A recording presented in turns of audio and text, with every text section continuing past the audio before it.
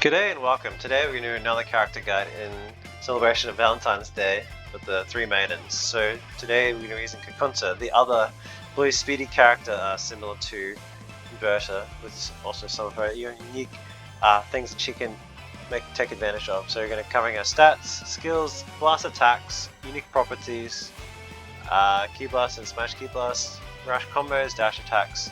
Strength and weaknesses are similar characters for this type of playstyle, and final thoughts. So let's get stuck in. So she costs 5 DP, so middle of the range. Has 4 health bars, very low defense, in line with Pan and Dispo, which is definitely not the greatest in the world. Has below average damage, similar to Frost and Teen Goku. She starts with 2 key bars and 0 starting skill points, has a maximum of 4. Takes 4 seconds to charge her key fully. Access to 3 follow-ups after a smash attack and 4 in spike mode, which is a little bit above average. We'll talk about that a little bit later on. Her perception is flying kicks, and has a heavy follow-up from grounded throw and side swaps, as you can see here. Yep. Not bad. And she has no transformation available. So let's get into the next section, her skills. So it's a pretty standard fare really, so she has Wild Sense. Most players would be pretty familiar with this skill by this point. So it costs 2 skill points. When connecting a physical attack, you vanish behind and smash your opponent. It's situationally good to check opponent rushing and hitting you. However, it's pretty easy just to counter with a light attack and then just vanish straight away. So I could do that. Something like that. It's an easy way to option select it of sorts, because it's always going to trigger on the first hit. So, and there are other certain blast attacks and stuff which will trigger it, and you'll just basically get hit. So it can be a bit of a mixed bag. I'm not a huge fan of Wild Sense, but it's better to have a defensive skill than nothing, so it's not the worst thing in the world. Next we have her second skill, which is just an instant sparking. So usual fare, so it takes a few seconds to activate, then you go straight into sparking mode, and then the party can get started. And that's her skills in a nutshell.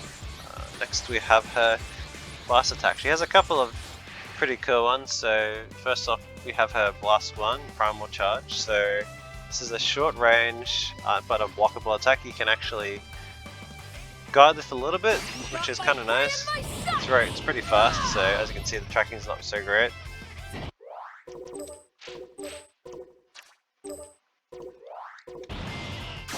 So just keep that in mind. Yep. Initially enough on hit, as you see there, it doesn't have a cinematic after it connects, so sometimes you can actually connect with her second blast attack in, say, in sparking mode.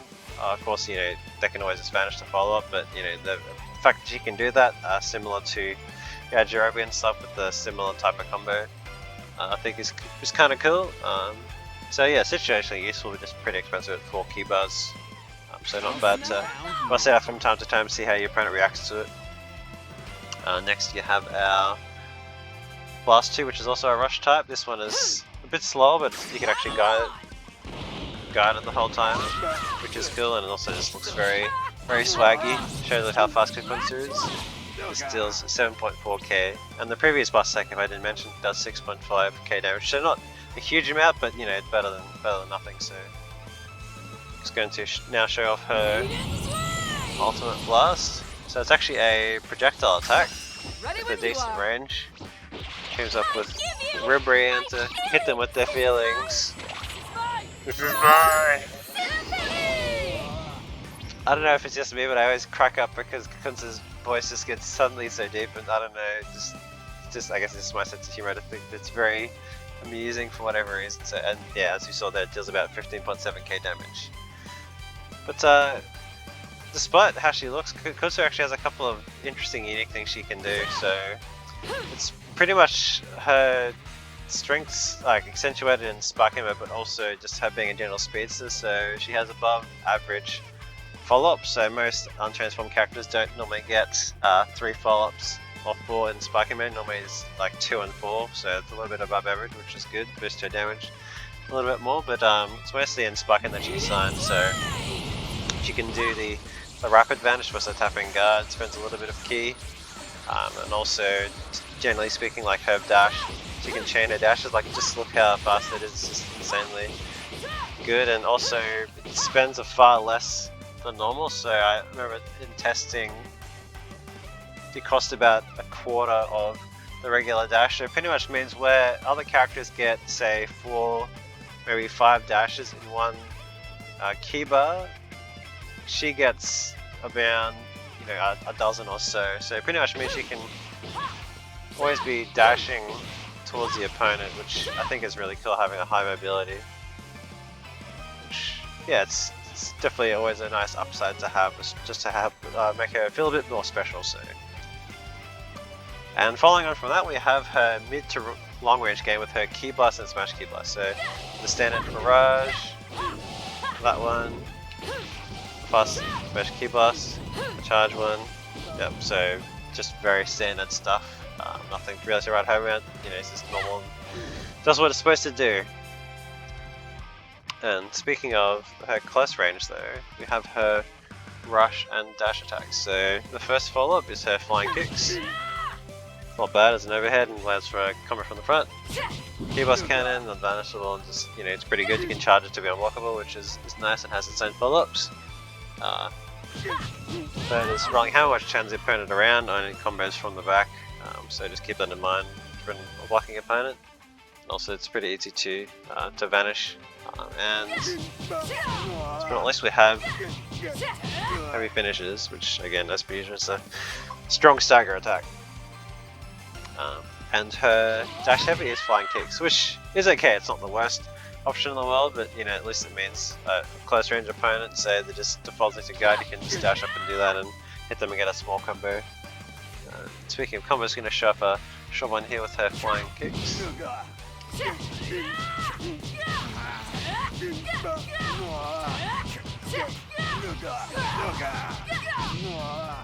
Yeah, so it deals about 10k damage. Before you could transform.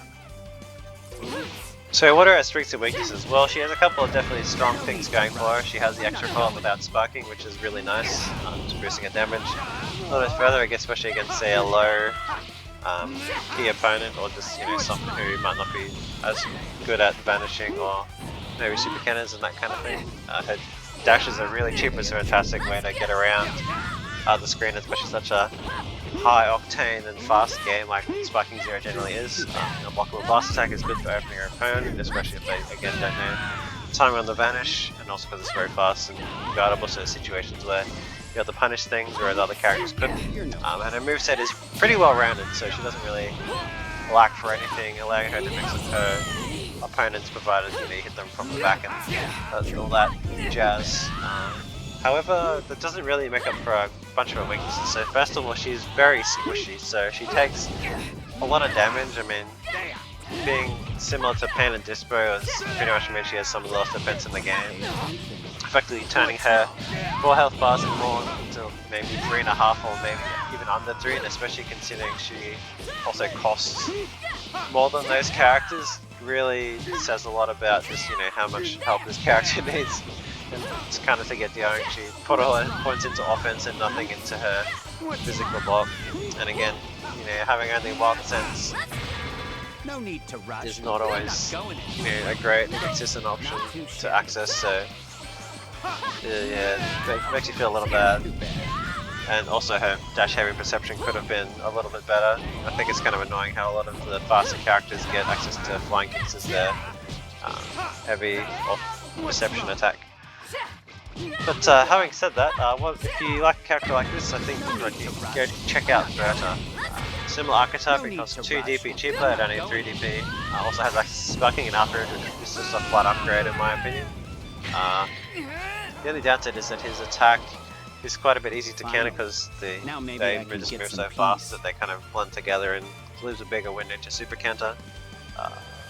I'd say that kind of is the extent of his downsides. For 3 DP you can't really complain too much. And moving on to the final section, my final thoughts. So she's a close range version of the love trio, whereas Ribrianne and Rosie sort of are the all-rounder characters. She's best up close. Better defensive options are available in Rosie.